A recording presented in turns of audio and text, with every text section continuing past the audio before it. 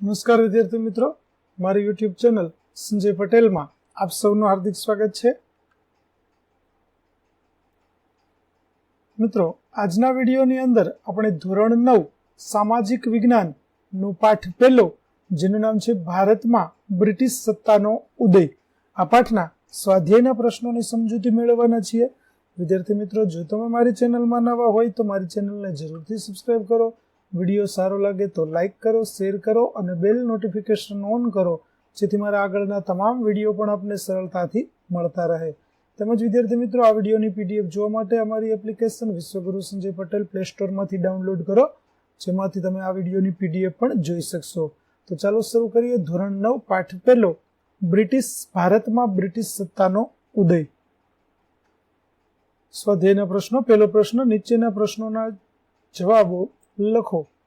જેમાં પહેલો પ્રશ્ન, યુરોપિયન પ્રજાને ભારત આવવાનો જળમાર્ગ શોધવાની ફરજ પડી, આ વિધાન સમજાવો. તો જવાબ જોઈએ તો, પ્રાચીન કાળથી પશ્ચિમના દેશો અને ભારત વચ્ચે મોટા પાયા પર વેપાર ચાલતો હતો. એ સમયે યુરોપના બજારમાં ભારતના મરી મસાલા, તેજાના, મલમલ, રેશમી કાપડ, ગળી તેમજ અન્ય કિંમતી ચીજ વસ્તુઓની ભારે માંગ રહેતી. પશ્ચિમ અને પૂર્વના દેશો વચ્ચેનો વેપાર ઈરાની અખાત અને રાતા સમુદ્રના જળમાર્ગો તેમજ મધ્ય એશિયાના જમીન માર્ગે ચાલતો. આ માર્ગમાં તુર્કસ્તાનમાં આવેલું કોન્સ્ટેન્ટિનોપલ વેપારનું મુખ્ય મથક હતું. ઈસવીસન 1453માં તુર્ક મુસ્લિમોએ કોન્સ્ટેન્ટિનોપલ જીતી લીધું. પરિણામે યુરોપના દેશો અને ભારત વચ્ચેના વેપારનો માર્ગ બંધ થયો. યુરોપિયન પ્રજાને ભારતના મરી મસાલા વગર ચાલે તેમ ન હતું, તેથી તેમને ભારત આવવાનો નવો જળમાર્ગ શોધવાની ફરજ પડી. બીજો પ્રશ્ન, ડેલહાઉસીએ કયા કયા સુધારાવાદી કાર્યો કર્યા? તો ડેલહાઉસીના સુધારાવાદી કાર્યો નીચે મુજબ હતા. 1.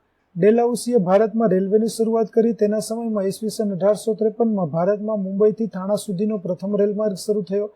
તેણે ભારતમાં આધુનિક ટપાલ પદ્ધતિ શરૂ કરી. તેના સમયમાં ઇંગ્લેન્ડ અને ભારત વચ્ચે તાર વ્યવહાર શરૂ થયો.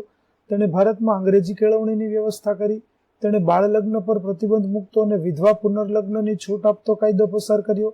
તેણે જાહેર બાંધકામ ખાતાની શરૂઆત કરી. તેણે કંપની સરકારના વહીવટમાં પણ ઘણા સુધારા કર્યા. ડેલહાઉસીએ કરેલા ઉપરોક્ત સુધારાઓ પરથી એમ કહી શકાય કે ડેલહાઉસી સામ્રાજ્યવાદી હોવા છતાં સુધારાવાદી હતો. ત્રીજો પ્રશ્ન, વેલેસ્લીની સહાયકારી યોજનાની મુખ્ય શરતો કઈ કઈ હતી? તો ભારતમાં અંગ્રેજ કંપનીને સર્વોપરી બનાવવા અને અંગ્રેજ કંપનીની પ્રતિષ્ઠા પુનઃસ્થાપિત કરવા ગવર્નર જનરલ વેલેસ્લીએ સહાયકારી યોજના અમલમાં મૂકી. આ યોજનાની મુખ્ય શરતો નીચે મુજબ હતી. 1. આ યોજના સ્વીકારનાર રાજાને અંગ્રેજ સરકારનું તાલીમ પામેલું સૈન્ય આપશે, જે આંતરિક અને બાહ્ય આક્રમણથી રાજ્યનું રક્ષણ કરશે. તેના બદલામાં રાજા લશ્કરી ખર્ચ આપશે અથવા ખર્ચ પેટે પોતાની તેટલી ઉપજનો પ્રદેશ અંગ્રેજોને આપવો. તે રાજા અંગ્રેજ સરકારની મંજૂરી વિના કોઈ રાજ્ય સાથે યુદ્ધ કે સંધિ કરી શકશે નહીં. 4. તેણે સહાયકારી યોજનાના અમલ માટે રાજ્ય દરબારમાં એક અંગ્રેજ પ્રતિનિધિ રાખવો પડશે. 5. તે અંગ્રેજો સિવાય બીજા કોઈ પરદેશીઓને નોકરીમાં રાખશે નહીં. ચોથો પ્રશ્ન, ડેલહાઉસીની ખાલસા નીતિ અંતર્ગત કયા કયા રાજ્યો ખાલસા કર્યા? તો ગવર્નર જનરલ ડેલહાઉસીએ ખાલસા નીતિ અંતર્ગત નીચેના રાજ્યો ખાલસા કર્યા. તેણે શીખોને હરાવી પંજાબ ખાલસા કર્યું. તેણે મ્યાનમારના રાજાને હરાવી રંગૂન સહિતનો પેગુ પ્રાંત ખાલસા કર્યો. તેણે સતારા, જેતપુર, સંબલપુર, ઉત્તર પ્રદેશ, ઝાંસી, બધાત, નાગપુર વગેરેના રાજાઓનું અપુત્ર અવસાન થતાં તેના દત્તક પુત્ર લેવાનો હક નામંજૂર કરી તેના રાજ્યો ખાલસા કર્યા. રાજ્યમાં ગેરવહીવટ ચાલે છે એવા બહાના હેઠળ તેણે અવધના નવાબને પદભ્રષ્ટ કરી તેનું રાજ્ય ખાલસા કર્યું. નિઝામ સહાયકારી યોજનાનું દેવું ભરવામાં નિષ્ફળ ગયો, તેથી ડેલહાઉસીએ તેના રાજ્યનો સમૃદ્ધ વરાડ પ્રાંત દેવા પેટે ખાલસા કર્યો. નામ માત્રની સત્તાનો અંત લાવી ડેલહાઉસીએ કર્ણાટક અને તાંજોર રાજ્યને ખાલસા કર્યા. આમ ડેલહાઉસીએ જીત, જપ્તી અને ખાલસા દ્વારા ભારતના અનેક રાજ્યોને કંપની સરકારના પ્રદેશોમાં જોડી દઈ અંગ્રેજ સામ્રાજ્યનો ખૂબ વિસ્તાર કર્યો. ત્યાર પછી પ્રશ્ન 2, નીચેના પ્રશ્નોના મુદ્દાસર ઉત્તર લખો. જેમાં પહેલું, પ્લાસીનું યુદ્ધની ટૂંકમાં માહિતી આપો. તો પ્લાસીનું યુદ્ધ ઈસવીસન 1757માં બંગાળના નવાબ સિરાજુદ્દૌલા અને અંગ્રેજો વચ્ચે થયું. ઈસ્ટ ઇન્ડિયા કંપનીએ પોતાના રક્ષણના બહાના હેઠળ પપરનારા વેપારી મથક ફોર્ટ વિલિયમની કિલ્લેબંધી કરવા માંડી. સિરાજુદ્દૌલા અંગ્રેજોની ખટપટોથી વાકેફ હતો, આથી તેણે એ કિલ્લેબંધી તોડી નાખી. આ સમાચાર મળતા ચેન્નઈના ગવર્નરે બંગાળના અંગ્રેજોને મદદ કરવા રોબર્ટ ક્લાઇવને નાનકડું લશ્કર લઈને મોકલ્યું. અંગ્રેજો સીધી લડાઈમાં નવાબ સિરાજુદ્દૌલાને હરાવી શકે તેમ નહોતા, તેથી તેમણે સિરાજુદ્દૌલાને હરાવવા કાવતરું ઘડ્યું. રોબર્ટ ક્લાઇવે નવાબના સેનાપતિ મીર જાફરને બંગાળનો નવાબ બનાવવાની લાલચ આપી તેમજ નવાબના બીજા વિરોધીઓને પણ લાલચો આપી પોતાના પક્ષમાં લીધા. અમીચંદે 30 લાખ રૂપિયા આપવાનું કબૂલ્યું અંગ્રેજોને મદદ કરી. ત્યાર પછી રોબર્ટ ક્લાઇવે બંગાળનો નવાબ અંગ્રેજોને કનડગત કરે છે એવું બહાનું કાઢી તેની સામે ઈસવીસન 1757માં યુદ્ધ જાહેર કર્યું. પ્લાસીના મેદાનમાં સિરાજુદ્દૌલા અને અંગ્રેજો વચ્ચે થયેલા યુદ્ધમાં અંગ્રેજોની જીત થઈ. મીર જાફરને બંગાળનો નવાબ બનાવવામાં આવ્યો. તેના બદલામાં મીર જાફરે અંગ્રેજોને બંગાળની 24 પરગણાની જાગીર આપી. આમ ભારતમાં અંગ્રેજ સત્તાનો પ્રારંભ થયો. બીજો પ્રશ્ન, કંપની શાસનની ભારત પર થયેલી આર્થિક અસરો જણાવો. તો જવાબ જોઈએ. કંપની શાસનની ભારત પર પડેલી આર્થિક અસરો નીચે પ્રમાણે હતી કે ભારત દેશ છેલ્લા 2000 વર્ષથી દુનિયામાં આર્થિક ક્ષેત્રે ગૌરવભર્યું સ્થાન ધરાવતો હતો. બ્રિટિશ કંપનીના 100 વર્ષના શાસનકાળમાં ભારત દેશ બ્રિટિશ સામ્રાજ્ય માટે કાચો માલ ઉત્પન્ન કરનાર અને સામ્રાજ્યના તૈયાર થયેલા પાકા માલ માટે બજાર બની ગયો. ઈસવીસન 1707 થી 1756 દરમિયાન બંગાળ પ્રાંત સુતરાઉ કાપડ, કાચું રેશમ, ખાંડ, શણ, મલમલ વગેરે ચીજવસ્તુઓની યુરોપના દેશોમાં નિકાસ કરતો હતો. પરંતુ ક્લાઇવે અમલમાં મૂકેલી દ્વિમુખી શાસન પદ્ધતિને કારણે બંગાળ પ્રાંત આર્થિક રીતે કંગાળ બની ગયો. પ્રાચીન સમયમાં ભારતના ગામડા સ્વાવલંબી અને સમૃદ્ધ બન્યા. અંગ્રેજોના શાસનથી તે ગરીબ અને પરાધીન બન્યા. અંગ્રેજ સરકારની આકરી અને અન્યાયી મહેસૂલ નીતિને કારણે ભારતના ખેડૂતો પાયમાલ અને દેવાદાર બન્યા. ખેતી પડી ભાંગતા તેની માઠી અસર દેશના વેપાર વાણિજ્ય પર થઈ. અંગ્રેજ સરકારે ઇંગ્લેન્ડના કાપડ ઉદ્યોગને વિકસાવવા ભારતના કાપડ ઉદ્યોગ પર અન્યાયી જકાત નાખી. ભારતના હુન્નર ઉદ્યોગો પડી ભાંગે એ માટે અંગ્રેજ સરકારે અયોગ્ય રીતરસમો અપનાવી. પરિણામે ભારતના ઉદ્યોગ ધંધા પડી ભાંગ્યા. તેથી કારીગરો ગરીબ અને બેકાર બન્યા.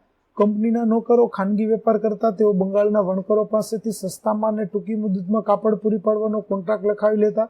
ઇનકાર કરનાર વણકરને તેઓ ફટકા મારવાની કે જેલની શિક્ષા કરતા. કંપનીની જો હુકમીને કારણે બંગાળનો ધીકતો સુતરાઉ અને રેશમી કાપડનો ઉદ્યોગ નાશ પામ્યો. આમ કંપનીની શાસનની ભારતની ખેતી, ઉદ્યોગ અને વેપાર ધંધા પર વિનાશક અસર થઈ.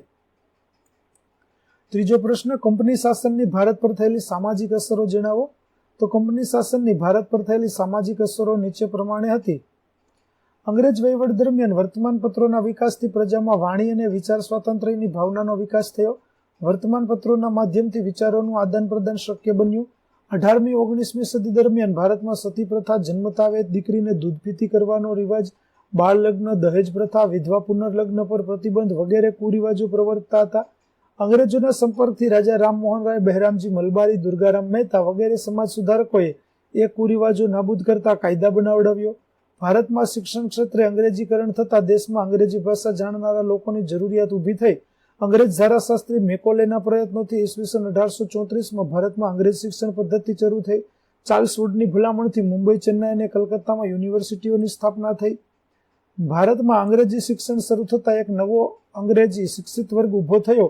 નવા શિક્ષિત યુવાનોમાંથી રાજા રામમોહન રાય, દુર્ગારામ મહેતા, નર્મદ, મહિપતરામ, રૂપરામ, કરસનદાસ, મૂળજી, બહેરામજી મલબારી વગેરે સમાજ સુધારકો થયા. એ સમાજ સુધારકોના સક્રિય પ્રયત્નોને પરિણામે ભારતમાં સુધારાની પ્રક્રિયાને વેગ મળ્યો. આમ કંપની શાસને ભારતીય સમાજ પર નોંધપાત્ર અસરો કરી. ત્યાર પછી 3 પ્રશ્ન, નીચે આપેલ વિકલ્પોમાંથી સાચો વિકલ્પ પસંદ કરી ઉત્તર લખો. પેલું, ભારત આવવાનો જળમાર્ગ કોણે શોધ્યો? તો જવાબ આવશે વાસ્કો દ ગામા. વિદ્યાર્થી મિત્રો, અહીં ખોટો જવાબ ટીક થયેલો હોય. જવાબ આપણો થશે વાસ્કો દ ગામા, સી. બીજું, ભારતમાં જાહેર બાંધકામ ખાતાની સ્થાપના કોના સમયમાં થઈ? તો જવાબ આવશે ડેલહાઉસી. ત્રીજું, નીચેનામાંથી કયું વિધાન ખોટું છે? તો જવાબ આવશે સી. પ્લાસીના યુદ્ધથી કંપનીને બંગાળા, બિહાર અને ઓરિસ્સાની દીવાની સત્તા મળી. ચોથો પ્રશ્ન, ભારતમાં પ્રથમ ગવર્નર જનરલ તરીકે કોણ આવ્યો? તો જવાબ આવશે વોરન હેસ્ટિંગ્સ. અને 5મો, અંગ્રેજોએ ત્રીજો મૈસૂર વિગ્રહ કોની સાથે કર્યો? તો જવાબ આવશે ટીપુ સુલતાન. તો વિદ્યાર્થી મિત્રો, અહીં આપણો પાઠ 1 ભારતમાં બ્રિટિશ સત્તાનો ઉદય ના સ્વાધ્યાયના પ્રશ્નો છે તે પૂરા થાય છે. આગળના પાઠના સ્વાધ્યાયના પ્રશ્નો મેળવવા માટે મારી ચેનલને જરૂરથી સબસ્ક્રાઇબ કરો. ફરી મળીશું પાઠ 2 ની અંદર. ત્યાં સુધી આવજો.